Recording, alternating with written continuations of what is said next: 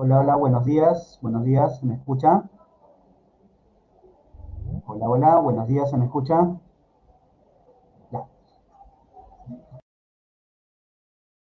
Buen día, profesor, si se le escucha.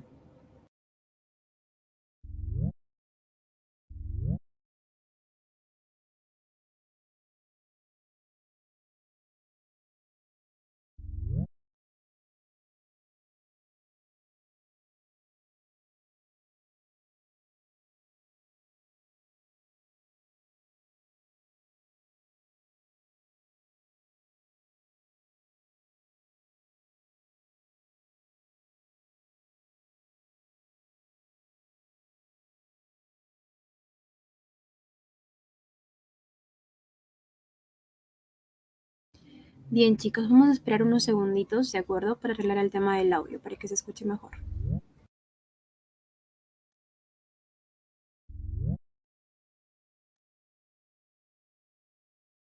Hola, hola, buenos días.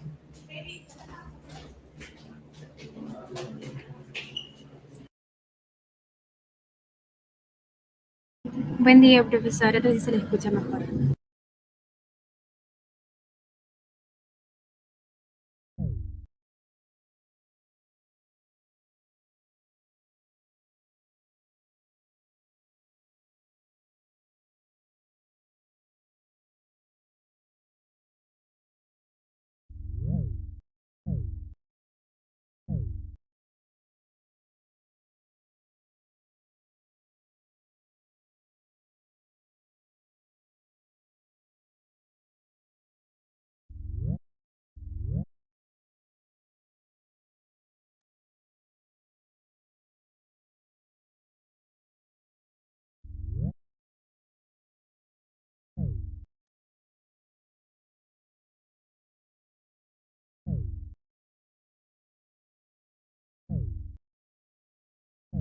Sí, qué tal chicos? Buenos días con todos los presentes. Les saluda el profesor Majerwa.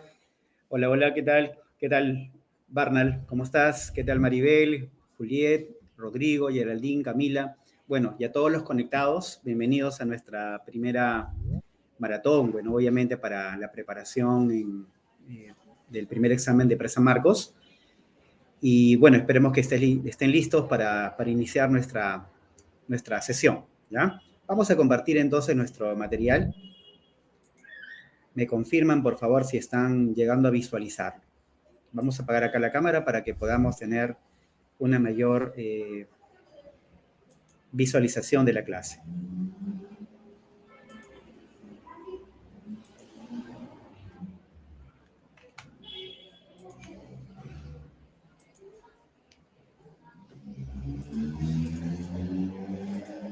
Ya.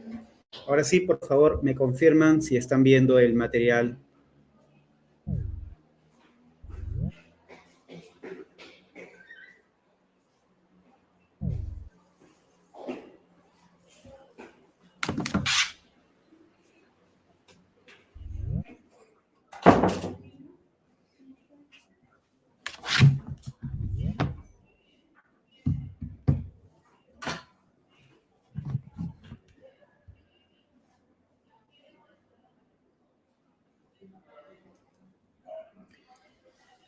Bien, entonces iniciamos por aquí, chicos. Iniciamos. Esta primera parte de las preguntas vamos a ir abordando preguntas de historia universal. Y entonces hemos visto en la importancia de seleccionar este primer tema de nuestro, bueno, del temario en general, ¿no? Tanto para pre como el prospecto de admisión, eh, que se denomina teoría de la historia. ¿Ya? Entonces ahí nos están dando una característica de la historia que trabaja con otras ciencias, por eso la historia es interdisciplinaria, y además también trabaja con algunas disciplinas. ¿Ya? Recuerda que las disciplinas nos brindan una técnica para abordar el estudio de las fuentes históricas. ¿Ya? Hacen que las fuentes históricas sean más detalladas, o sea, estudiadas con mayor detalle porque trabajan en campos muy específicos. Por eso es una técnica. Nos preguntan relacionar alguna de esas técnicas o disciplinas, paleografía, la heráldica, la epigrafía y la genealogía, pero aplicada para una fuente que estamos colocando acá como parte de la pregunta 1. ¿Ya? A ver, por ejemplo, comenzamos con este enunciado A, la relación de los incas de Vilcabamba. Obviamente estos incas de Vilcabamba pertenecían a una dinastía que justamente se llamaba dinastía de Vilcabamba, ¿no? Era una familia real, una familia nobiliaria, incaica. Y entonces, ¿quién se encarga de estudiar esa relación familiar que conformaría una dinastía? A eso entramos con la genealogía. ¿Sí? La palabra genealogía viene del término genio, genes, gen, antepasado o descendiente. Estudia los antepasados o también la descendencia de determinadas familias nobiliarias. Por ahí va el asunto. Vamos a la B. Los jeroglíficos grabados en la paleta de Narmer. Esta paleta de Narmer es una fuente material que demuestra que en el Antiguo Egipto esa región fue unificada por este personaje, ¿ya? Y para poder registrar esa información, se colocó algunos jeroglíficos en esta paleta que es de piedra. Es un resto material. Y tú sabes que para grabar una piedra hay que utilizar técnicas de inscripciones, ¿no es cierto?, sobre un material sólido que obviamente es la paleta. Ahora, estamos hablando de inscripciones sobre monumentos, ¿verdad? Y eso obviamente estaría dentro del campo de ¿qué? La epigrafía. Si seguimos, vamos ahora con la heráldica, que nos estudia los escudos y los blasones. Ahora, ¿cuándo se usaron estos escudos? ¿Desde cuándo se usan escudos? Bueno, eso lo registramos desde la antigüedad incluso, ¿eh? Esparta, Atenas, Roma, pero es en la Edad Media cuando la sociedad feudal enfrentada en conflicto utilizaban símbolos para poder diferenciarlos de otros grupos militares. Y esos símbolos se colocaban ¿en dónde? Por ejemplo, en los escudos de los caballeros medievales. Ya colocaban un león, una torre, ¿verdad? Una cruz, por eso que hasta ahora algunos países siguen manteniendo esas imágenes, ¿no? Entonces, eso es el campo del estudio de la heráldica. Y finalmente, cuando hablamos de manuscritos, estamos hablando de escritura antigua, hecho a mano, manuscrito. Ahí estaría ¿quién? La paleografía. ¿Ya? La paleografía va de la mano con el manuscrito. En este caso, manuscritos en los monasterios medievales, ¿no? Estos habían sido elaborados por los monjes. Y es importante recordar, haciendo un poquito de historia, obviamente, con esto, porque más adelante los llamados humanistas van a interpretar y van a analizar esos libros, bueno, esos manuscritos medievales, ¿ya? Bueno, haciendo la relación correcta, ¿cómo sería nuestra combinación? Sería 1 con C, 2 con D, 3 con B y 4 con A. Ya está. Marcamos acá la clave, la C de casa. ¿Ok? Ahí está. Ese es un ejemplo típico de relación de disciplinas. También puede llegar incluso a ciencias auxiliares con su respectiva aplicación. Vamos a la pregunta 2. Ya, en esta pregunta 2, el tema concreto que nos están preguntando es sobre la revolución neolítica, ¿ya? Que es una transformación muy importante de la economía en el periodo neolítico, ya que hablamos del paso de la economía de subsistencia a una economía productiva. Recuerda que eso significa que la humanidad ya comienza a practicar la agricultura y ganadería. De aquí en adelante, hasta el día de hoy, hasta el día de hoy. De tal manera que en estos lugares, mira que ves de puntito negro, ¿sí? Estas zonas negritas que estás viendo por acá, mira, ahora estoy colocando de rojito. ¿Qué estamos viendo? Estamos viendo un área donde están saliendo flechitas, ¿no? Esas flechitas, chicos, son zonas de difusión o focos de revolución neolítica. ¿ya? Y recuerda que, solamente recordando un poquito de manera complementaria, fueron 3 continentes donde encontramos este foco difusor. Continente asiático, continente africano y continente americano. ¿Está bien? En el continente asiático, si observas el mapita, vamos a encontrar las siguientes zonas. Mira, acá, esto se llama Medio Oriente. Por aquí tenemos a la China y por acá vamos a encontrar a la India. ¿Está bien? Ahora, obviamente en esa región van a haber valles. Hablamos de agricultura. Entonces acá tenemos el valle del río Tigris y el río Éufrates. Profe, Mesopotamia, sí, lo que después llamarás Mesopotamia. También tenemos el valle del Indo, en la India. Tenemos el valle también de Yangtze-Kiang y el río Huanghe. Ya obviamente ya con esos nombres tú dices que es China, pues no hay otros nombres diferentes de alguna manera.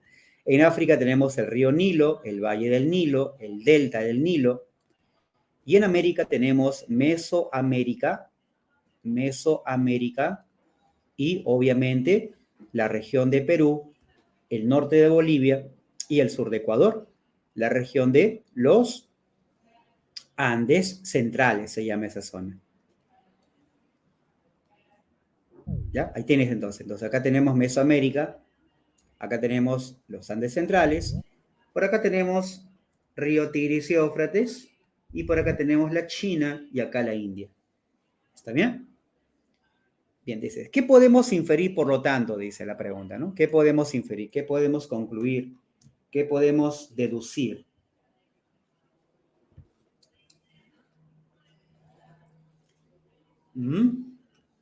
Empezamos por acá.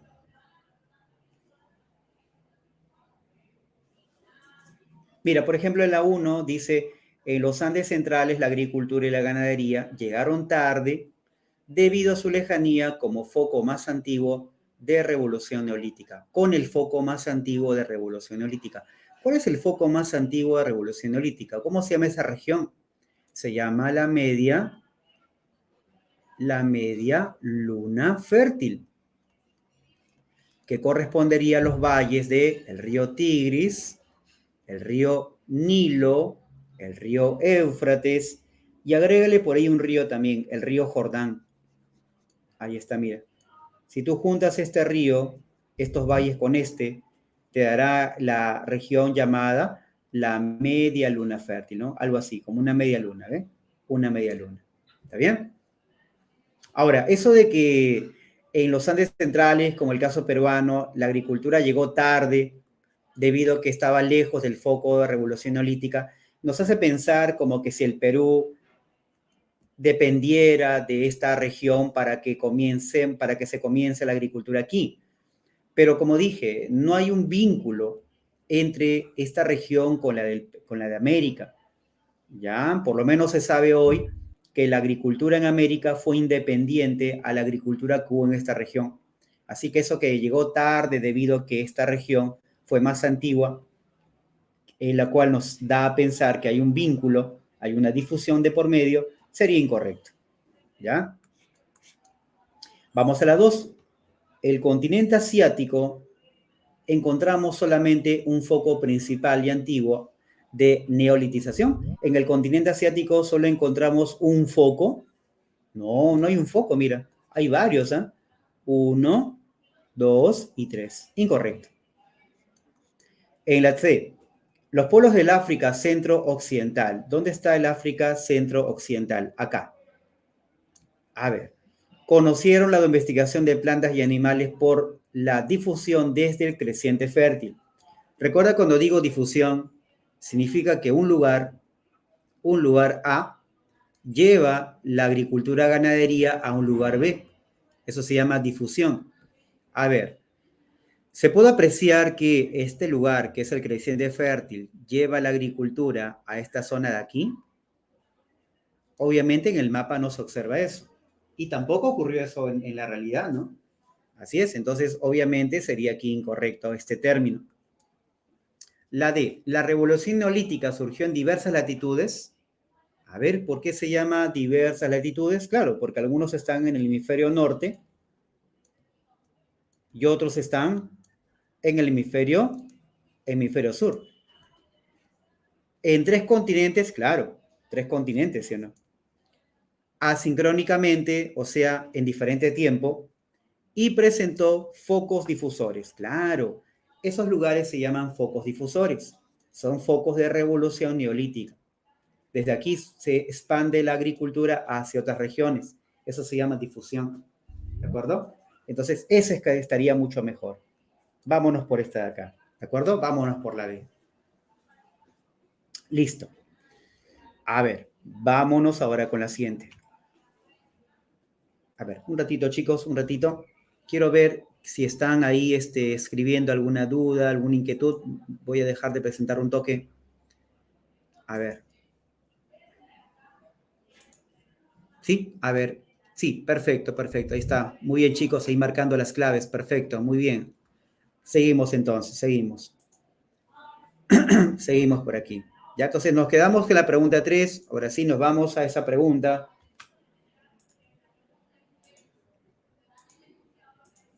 Ya.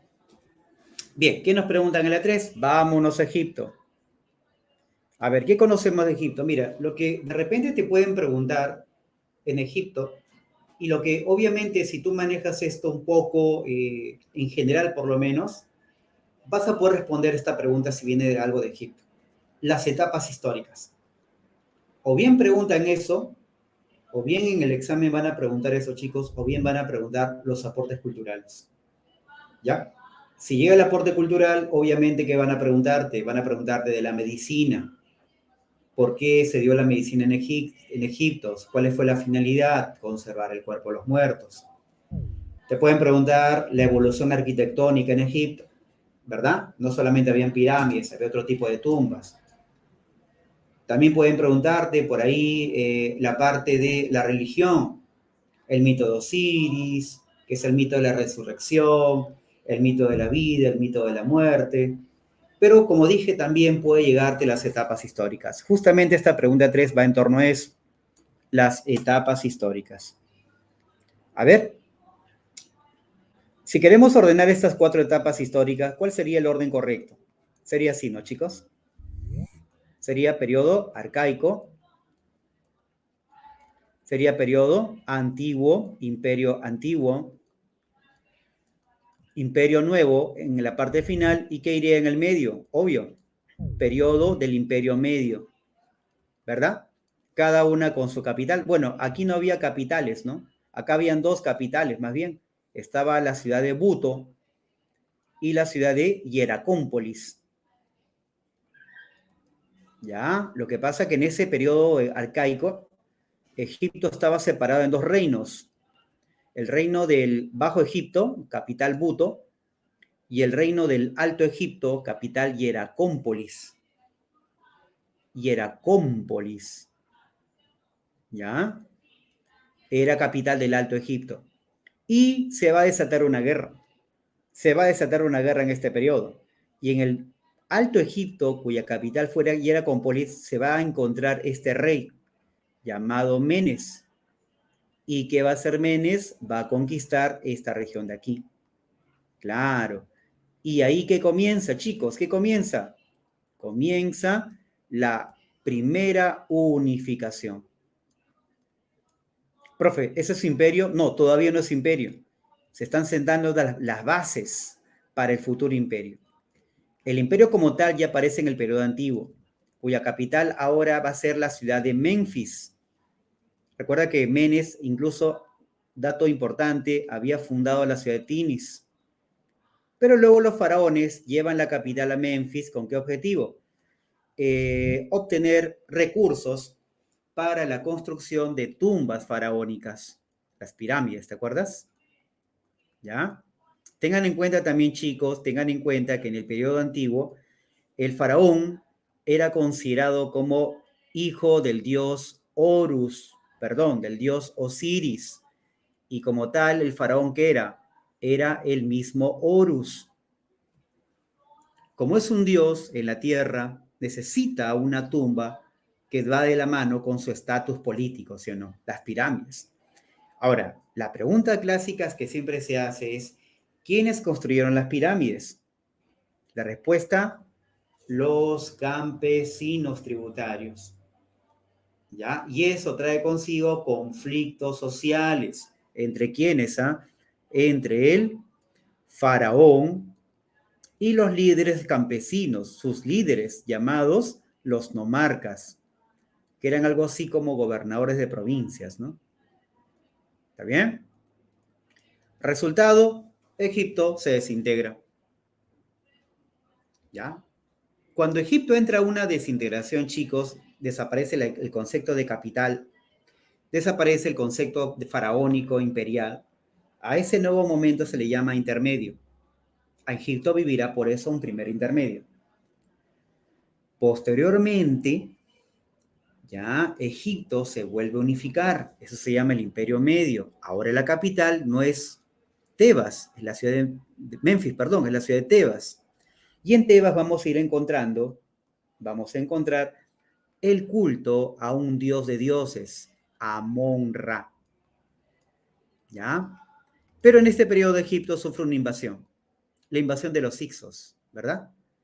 Los Hicsos llevaron el hierro a Egipto y obviamente con ello el país pierde su mejor región, que es el delta del Nilo, que pasa a los Hicsos. Ahora, ¿cómo llamaremos el siguiente periodo? Si ya no hay capital para todo el país, Tebas ha colapsado, los faraones han perdido el poder en todo el territorio, lo llamaremos ese momento el segundo intermedio. La invasión de los Hicsos trajo como consecuencia el segundo intermedio. Profe, ¿qué pasó después? Los egipcios vuelven a unificarse.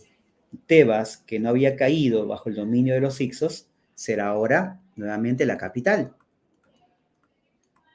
Y en este periodo comienza la expansión del imperio egipcio. Ya comienza lo que algunos llaman también el esclavismo por guerras. Pero también ese expansionismo trajo consigo conflictos entre los faraones, pero ya no con los nomarcas, como ocurrió en el primer periodo, mira, sino los conflictos entre faraones con los sacerdotes de Amon-Ra. ¿Ya? Profe, una pregunta entonces. En la historia egipcia, siempre, el faraón tenía el poder. Chicos, no siempre tenía el poder. ¿Ya? Por ese motivo, este conflicto, esta guerra incluso, por algunos mencionan, va a buscar acabar con el poder de estos señores. Y ahí tenemos al faraón, recuerdan, Amenofis IV. ¿De qué manera? Impuso a un solo dios, el dios Atón. E incluso este faraón se cambió de nombre, ¿no? Akenatón. ¿Su reforma fracasó? Fracasó. Por eso que el que termina triunfando en este conflicto es el politeísmo de los sacerdotes de Amon-Ra, gracias al apoyo que tuvieron ellos, los sacerdotes, de un faraón famosísimo en la historia, Tutankamón. Todo eso pasa en el Imperio Nuevo, ¿ya? Entonces, si vamos relacionando, vamos encontrando por acá la clave. Periodo arcaico, lo vinculamos con ¿qué? Con la ciudad de Heracómpolis, que lidera la unificación al mando ¿de quién? De Menes, ¿verdad? Vamos ahora con el Imperio Antiguo, política faraónica, construcción de grandes tumbas del faraón. ¿Quiénes la construyen? ¿Recuerdan? Los campesinos tributarios. Ojo, no son los esclavos, ¿eh? Se llaman ellos los felash, los campesinos tributarios. Seguimos. ¿Qué sería el Imperio Medio? ¿Qué sería el Imperio Medio? Los Hicsos conquistan el territorio imperial. ¿Correcto? Y finalmente, en el Imperio Nuevo, que vamos a encontrar el empoderamiento de los sacerdotes que entran en conflicto con la reforma del faraón Amenofis IV, ¿verdad? Listo. Ahora ya tenemos nuestra clave. Sería así, ¿no? 1 con la B de barco, la 2 con la D de dado, la 3 la C y la 4 la A. Ya está para nosotros la clave la D. ¿Está bien? Listo, chicos, listo. Vamos ahora a un siguiente tema. Obvio, chicos, otro tema que por ahí, no solamente China, que pueden preguntarnos, también nos pueden preguntar el tema de la India. ¿Está bien? Ahora, profe, en esta parte, ¿qué me pueden preguntar? Mira, lo que suele preguntarse más en la India es, mejor dicho, la sociedad hindú. ¿Sí? La sociedad hindú, ¿te acuerdas? No era clasista, no era estamental, era de castas, ¿verdad? Ya, ahora, ¿cómo nace eso? Te preguntarás en la historia.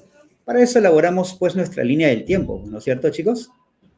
Nuestra línea del tiempo. A ver. Un ratito. Se ha lajeado un ratito la pantalla. A ver.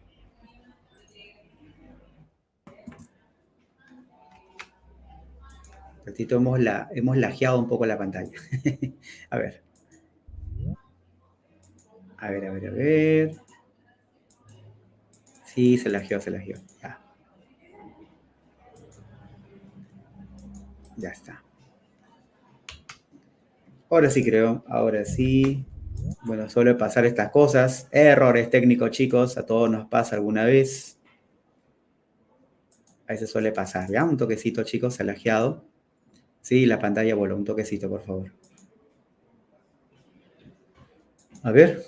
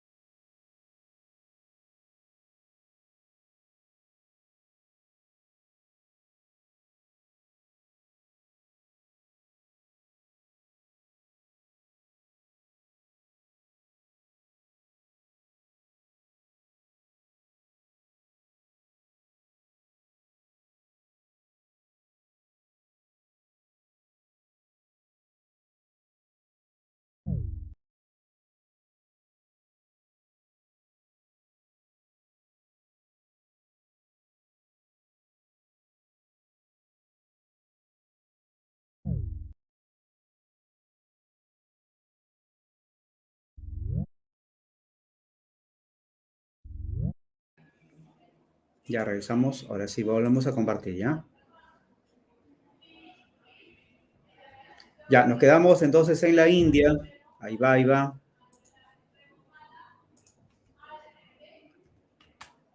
Ya, ahí vamos, vamos, vamos. Listo. Ya, ahí está. Ahora sí.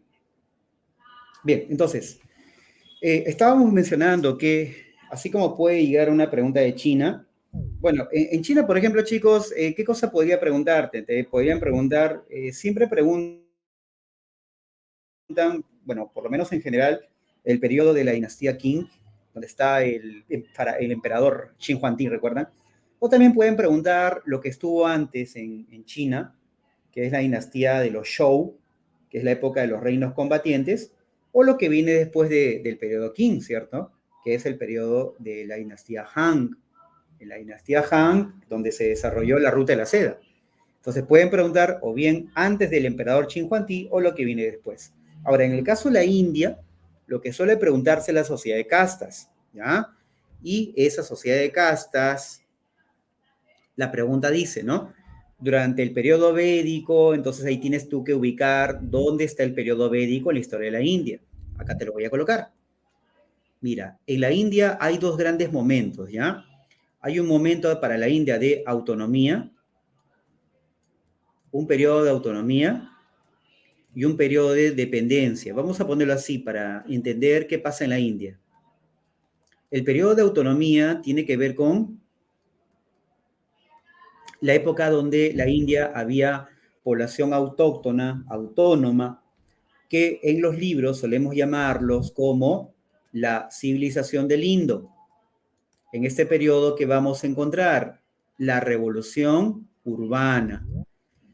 En la India hay revolución urbana, o sea, hay una multiplicación de ciudades. ¿Dónde estaban esas ciudades? En el Indo, en el río Indo. ¿Está bien? Había un alto desarrollo agrícola, ganadero, tecnológico, pero todo cambia cuando allá por el año 1200 a.C., la India fue invadida por esta población del centro de Europa, los llamados arios.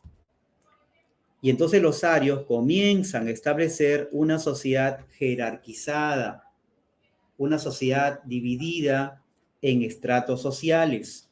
Estratos sociales, ¿ah?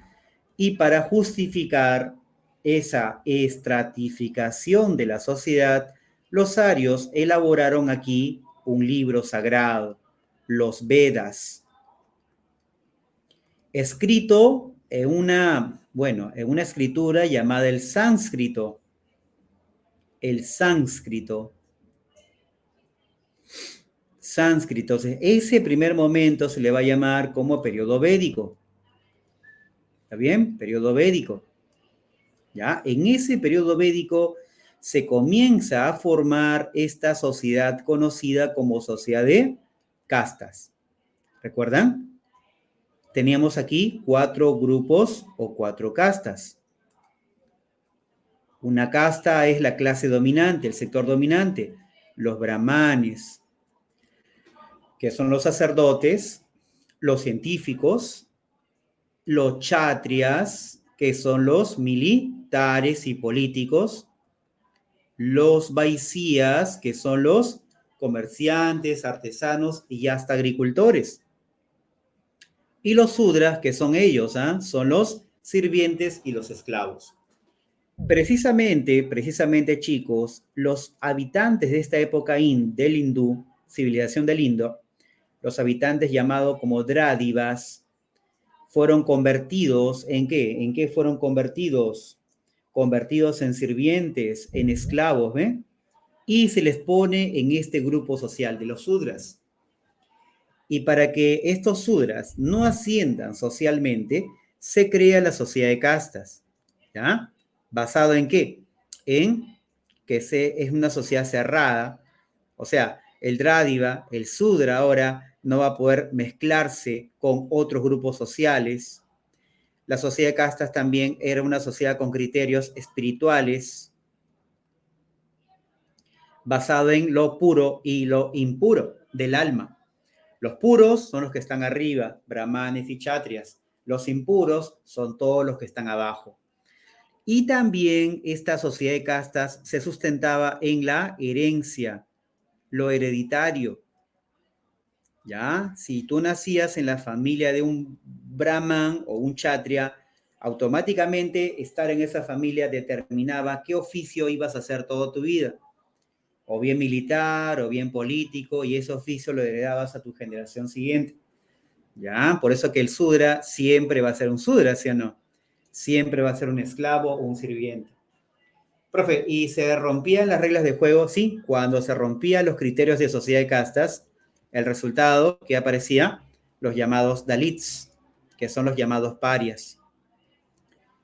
Y los brahmanes, como recalco, es el grupo dominante. Por eso el siguiente periodo se va a llamar brahmánico. Aquí, la sociedad de castas, ¿qué va a pasar? Se consolida. Acá va a haber una consolidación de la sociedad de castas. ¿Estamos? Bien. Entonces nos preguntan aquí, ¿no? Lo dice en el periodo védico, justo ese periodo de acá. Nos hablan de que ahí comenzó la descomposición de la sociedad hindú. En ella emergió una nueva organización de la población, lo cual generó una nueva estructura económica y social. Por eso hablamos de agricultores, militares, ¿verdad? Comerciantes, en fin. Entre los cambios más sustanciales de este periodo que podemos identificar. Bueno, primero la 1 sería incorrecto porque hay una palabra que no encaja. Hay una palabrita que no encaja, consolidación. Por más que todo el enunciado sea correcto, ¿verdad? En la segunda hay una palabra que no encaja, estados imperiales. En la India todavía no hay imperio. Los imperios aparecen mucho después, la etapa imperial. ¿Ah? En la tercera, el sánscrito se usó para codificar las reglas de juego y justificar la sociedad de castas, claro que sí. La escritura, ¿verdad? El sánscrito. 3. La clasificación de la población drádiva fue convertida en clase dominada como parte de los sudras, claro que sí. ¿Ok? Entonces marcamos ahí finalmente la 3 y la 4. ¿Ok? La 3 y la 4, acá está nuestra clave. ¿Listos? Continuamos con la 5, mira. Esta es una pregunta referente al tema de Grecia. ¿Ya? Y esta parte es una de las partes que más viene de Grecia, chicos. Recuerden rapidito nomás por acá que la historia griega se separa en 3 grandes momentos. El periodo oscuro, el periodo arcaico y el periodo clásico. ¿Está bien? Recuerden que el periodo oscuro es el periodo justo que empieza cuando llegan los griegos, ¿verdad? Y destruyen a los micénicos, ¿verdad? Destruyen a las civilizaciones anteriores. El periodo oscuro comienza desde la invasión de los griegos hasta el inicio de la primera Olimpiada. El periodo arcaico comienza justamente con la primera Olimpiada, y culmina cuando estallan las guerras contra Persia, las guerras médicas. Ahí termina. Y el periodo clásico comienza con el inicio de las guerras médicas y termina con la dominación de Macedonia, porque Macedonia termina dominando a los griegos. ¿Está bien? Ahora, chicos, el periodo que estamos viendo en el mapa, ya, es el periodo referente a este proceso llamado la formación de metrópolis, colonias y las áreas de expansión. Te comento algo rapidito. Precisamente en el periodo arcaico surgen las llamadas polis. No te olvides que la polis es una ciudad-estado, característica que era autónoma. ¿Ya? Estas polis tenían un gran problema histórico en un inicio. Había una alta densidad demográfica, o sea, había mucha gente, mucha población que aumentaba, y no solamente gente que vivía en las ciudades, sino que había gente que venía del extranjero. No olvidemos que muchas de estas polis eran comerciantes. Las polis comerciantes permitían la entrada a los extranjeros de alguna forma a la ciudad. Y el otro problema de las polis era que contaba con pocos recursos. Como resultado de eso, estallaron conflictos sociales, ¿está bien? Se extiende la esclavitud por deudas, Muchos se convertían en esclavos por deudas. Y tercero, otros optaron por salir de la ciudad y comenzar a buscar colonias, la colonización. ¿Está bien? La colonización. Y eso ocurre, miren chicos, ocurre en varias partes del mar Mediterráneo, ¿verdad? En el sur de Francia, en el sur de España, en el sur de Italia, en el Asia Menor, ¿verdad? En la cuenca del Mar Negro también, ¿ah? Claro. ¿Eso cuándo ocurrió? Periodo arcaico. Por eso vamos a apostar por una clave, ¿ya? Vamos a apostar por una clave. ¿Cuál sería esa clave? La clave sería esta de acá. Que las poleis, ojo, las poleis se le llama el conjunto de polis, y sus colonias desarrollaron comercio marítimo en el mar Mediterráneo durante el periodo arcaico. ¿Estamos? No se olviden que esta poleis o esta polis que funda colonias se le llamaba también metrópoli.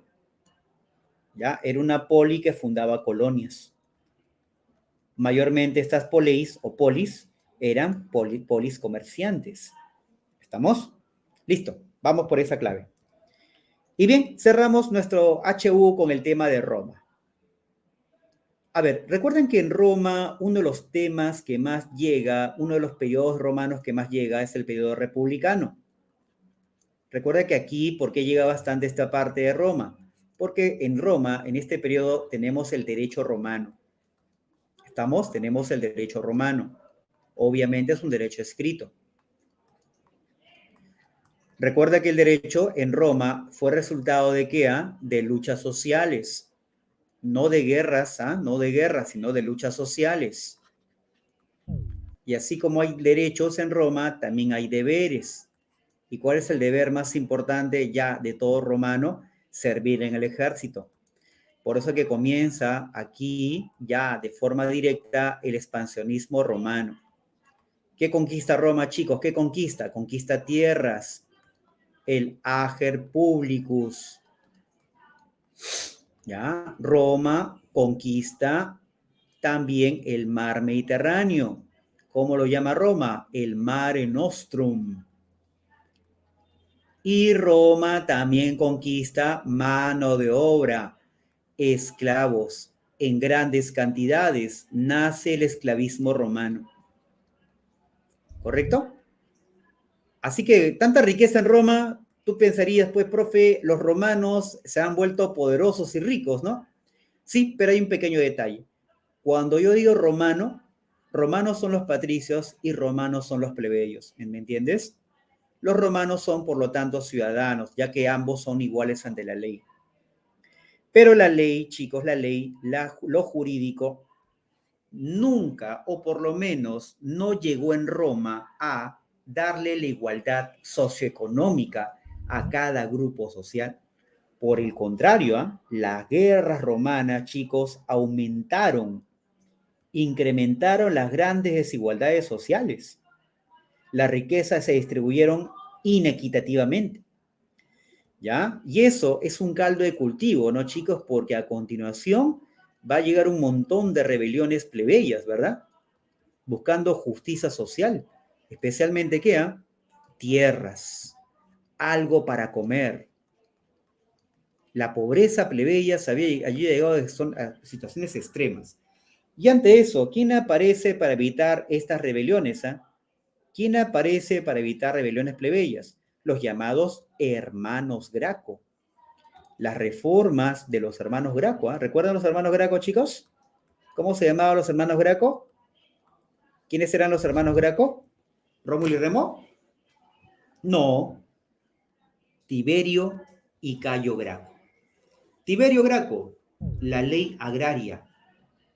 Cayo Graco, la ley frumentaria. Chicos, ¿las reformas tuvieron éxito? No, fracasaron. ¿Qué grupo político? No grupo social. ¿Qué grupo político estuvo en contra de las reformas sociales de los Graco? Si tú me dices grupo social, ahí puedes responder la aristocracia, Patricia, ¿no? Pero te pregunto por un grupo político, yo voy a responderte así. Los optimates. Estos optimates están en el Senado. y debido a su posición conservadora, porque estaba en contra de reformas, estalla en Roma inevitablemente las guerras civiles, ¿correcto? Por eso, chicos, para tratar de resolver este problema, ya, mira, eso ha venido como la pregunta en el examen pasado, la clave sería esto, ¿no? Los hermanos Graco impulsaron reformas sociales, ¿de acuerdo? Muy bien, ¿listos? Ahí está. Bien, chicos, vamos ahora de forma así, isofacto, vamos ahora al curso de Historia del Perú. En este curso, uno de los primeros temas que se plantean en clase, en pre, es el tema poblamiento americano. Recuerda que aquí tienes que identificar 4 teorías: la teoría asiática, la teoría australiana, la oceánica y la noratlántica. Profe, ¿qué me pueden preguntar de cada teoría? Bueno, te preguntan básicamente 2, ¿no? Los planteamientos y las pruebas, ¿no? Y como recuerdas, en la teoría asiática, que es la más aceptada, es porque tiene pues las pruebas más contundentes, ¿no? Y entre sus miembros de esta teoría asiática, que es la que nos preguntan en general, tenemos a Legédrica, quien en su momento decía que el poblamiento se había producido por un puente de hielo. Ya luego otros investigadores de la teoría asiática van a corregir eso y van a sostener que la migración ocurrió por un puente de tierra llamado Beringia.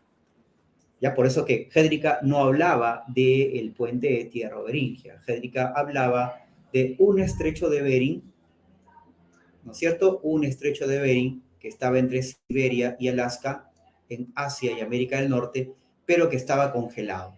Hoy sabemos que no estaba congelado, simplemente que era un puente de tierra llamado Beringia. ¿Ya? Así que la primera es falsa. La segunda, ahora, mira, hace poco, bueno, no tan poco, se está planteando que hay una ruta mucho más antigua que llega a América, más antigua que por la ruta de Beringia. Se llama la ruta noratlántica, chicos. Perdón, la ruta costera. Es una ruta que pasó por la costa, aprovechando que ahí habían recursos marinos, empezando por las algas, y que indican que por ahí llegó más tempranamente el poblamiento americano, mucho antes, obviamente, que la ruta de Beringia. Ya esa ruta por la costa de América del Norte lo llaman la ruta temprana también del poblamiento americano. ¿Ya? Así que esa 2 queda excluida, mira, porque dice que la ruta costera permite sostener que América fue poblada solamente por una ruta. No, pues habían más de una ruta. ¿Ya?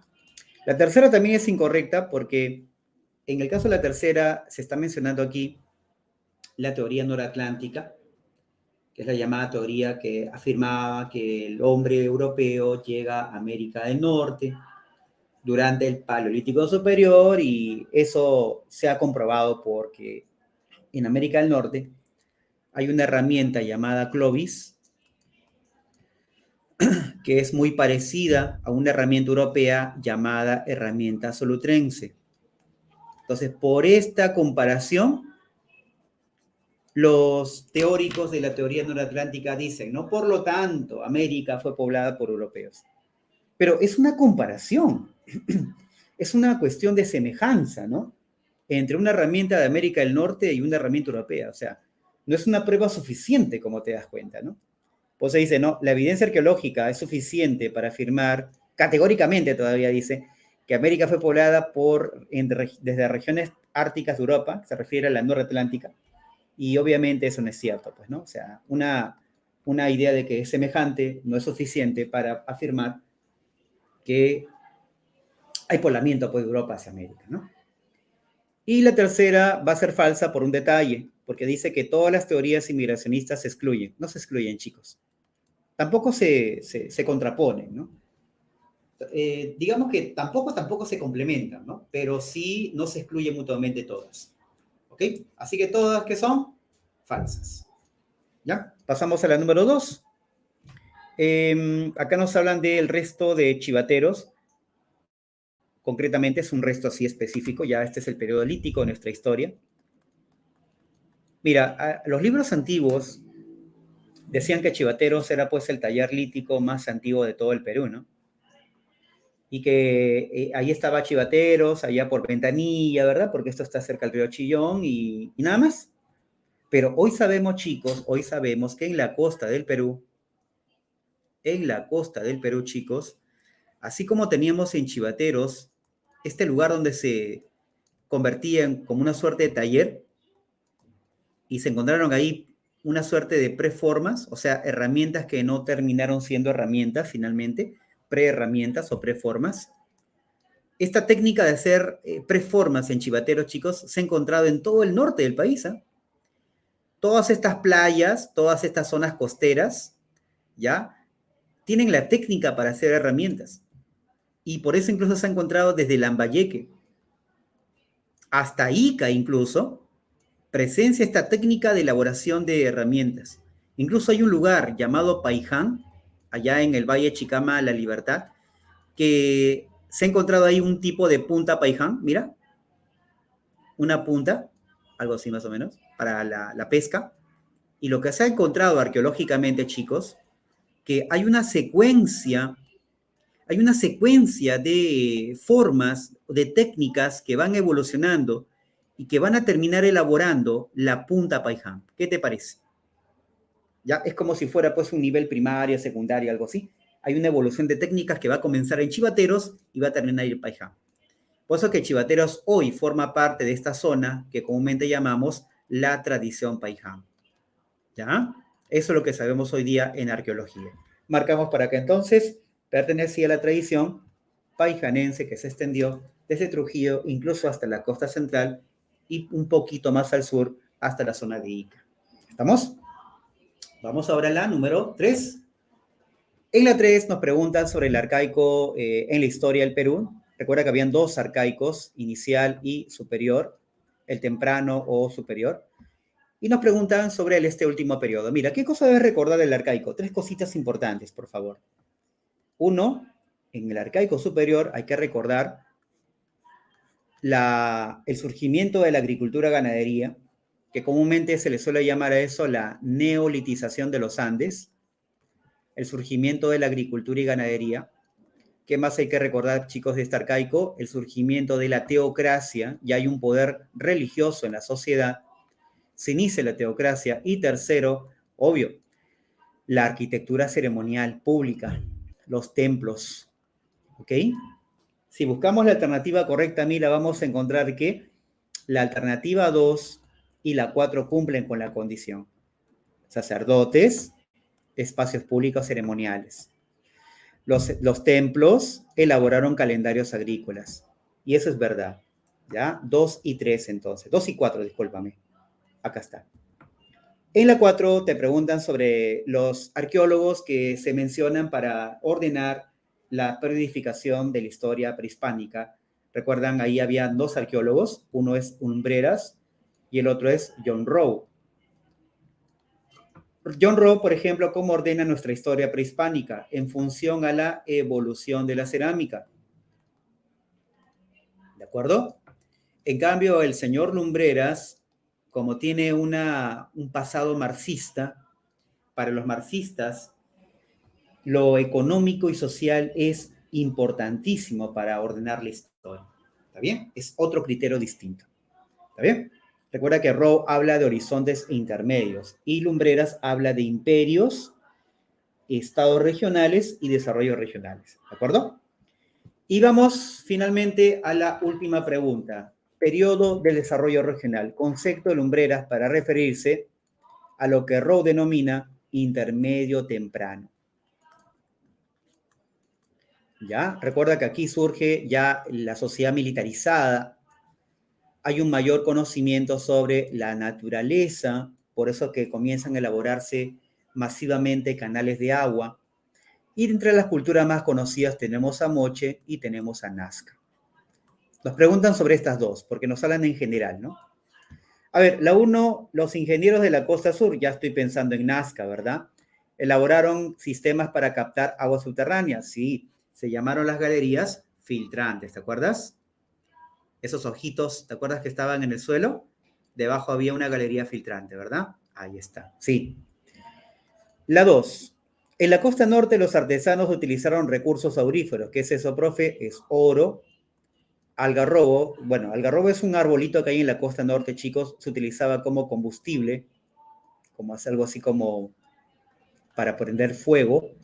Y las guairas son hornos artesanales de la costa norte para fundir piezas de oro y elaborar piezas orfebres, por tanto, de uso exclusivo de la élite. Recuerda que la élite en la cultura mochica fue la única, al igual que en este caso los guerreros y sacerdotes que usaban el oro. Recuerda que ese es parte de su poder sociopolítico. ¿Ya? Ellos mostraban su poder sociopolítico mediante el uso de oro. ¿Ya? Entonces marcamos por ahí las únicas combinables, es la 1 y la 2. ¿Está bien? ¿Otra más, profe? No, la 3 no es correcto porque la costa nunca llegó a dominar la sierra. Bueno, no hay ni una cultura que haya hecho eso. Y la cuarta es incorrecto porque la élite y el pueblo no vivían, sus viviendas no eran similares. No eran similares, ¿ok? Eran distintas. Por eso que en el norte había una sociedad diferenciada o estratificada. Muy bien, chicos, entonces con esto hemos terminado, esperando que haya sido provechoso y que te vaya bien en tu primer examen y obviamente la ronda.